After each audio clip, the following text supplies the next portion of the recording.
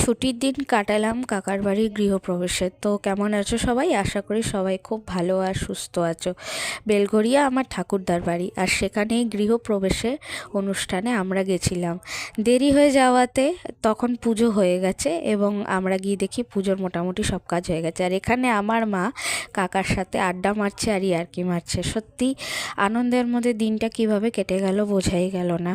খুব সুন্দর বড় বড় ঘরগুলো বানিয়েছে, যদিও বা আমরা গেছি তো কাকা একটাই কথা বললো যে বেশ কিছু কাজ এখনও বাকি আছে, কিন্তু যাই হোক যতটা হয়েছে খুব সুন্দরভাবে সুষ্ঠুভাবে কাজ সম্পূর্ণ হয়েছে।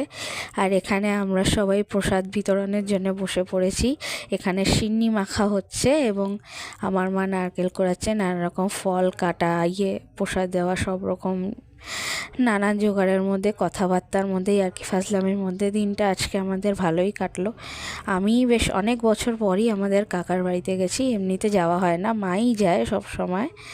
যেহেতু ব্যস্ততার মধ্যে আমিও থাকি তাই আমি যেতে পারি না। আর এখানে দেখো আমরা সবাই ছাদে বসে আড্ডা মারছি আর কথা বলছিলাম, আর ছাদেই রান্নার আয়োজন করা হয়েছে ঘরোয়াভাবে। আর এখানে আমরা খেতে বসেছি। আজকের মেনু ছিল ফ্রাইড রাইস, আলুর দম, ছোলার ডাল, চাটনি, পাঁপড় আর মিষ্টি। আর এইখানে দেখছো হলুদ শাড়ি পরা, উনি হলেন আমার কাকি।